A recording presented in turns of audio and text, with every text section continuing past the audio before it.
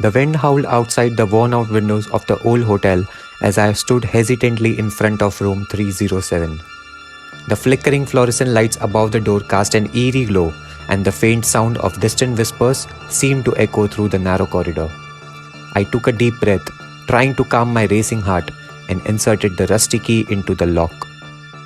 The door creaked open, revealing a dimly lit room that felt like a portal to another world. The air was thick with a musty scent, and an unsettling chill ran down my spine. The room looked ordinary enough at first glance, with a neatly made bed, a dusty desk, and a cracked mirror hanging on the wall. But there was an unmistakable aura of darkness that seemed to linger in every corner. As I stepped inside and closed the door behind me, an unsettling feeling settled in the pit of my stomach. It was as if the very walls held a secret, and they were about to reveal it to me. I tried to shake off the unease and told myself it was just my imagination playing tricks on me. But then I heard it, a faint, distant whisper that sent shivers down my spine. "Get out!" I spun around, my heart pounding in my chest, but there was no one there. The room was empty, and the voice seemed to have been carried by the wind itself. I nervously laughed it off, convincing myself that it was a trick of the wind, and my exhaustion was simply getting the better of me. Night descended, and the room took on an even more sinister atmosphere. Shadows danced on the walls, and the dim light seemed to cast elongated figures that moved as if they had a life of their own. I climbed into bed, pulling the covers tightly around me, trying to shut out the feeling of being watched. Just as I was about to drift into uneasy sleep, I heard the whispers again, clearer this time. "I said, get out!" My eyes shot open, and my gaze darted around the room. This time, I was certain I had heard a voice that sounded angry, tormented. My heart raced as I considered the possibility that I wasn't alone in the room, that there was something otherworldly present with me. A sudden gust of wind blew through the room, extinguishing the bedside lamp.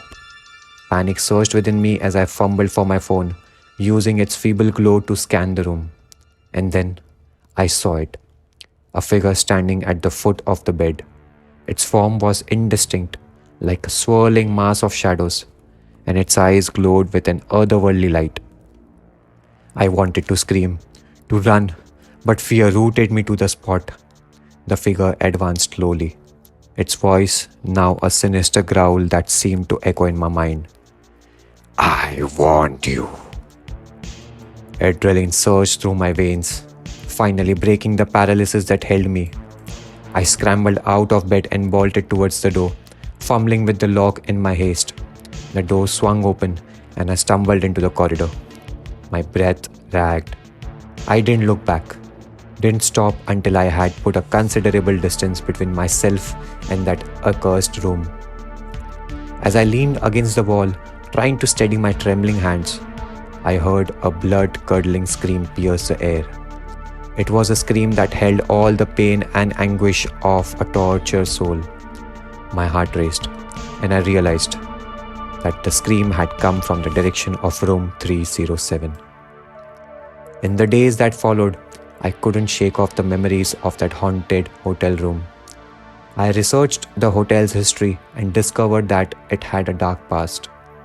A guest had committed suicide in that very room years ago. The staff had tried to keep it a secret, but the room had become a magnet for those seeking the supernatural.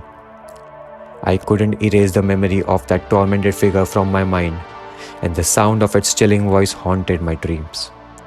I knew then that I had encountered something beyond the realm of the living, something that was trapped between worlds, a malevolent spirit that was bound to room 307.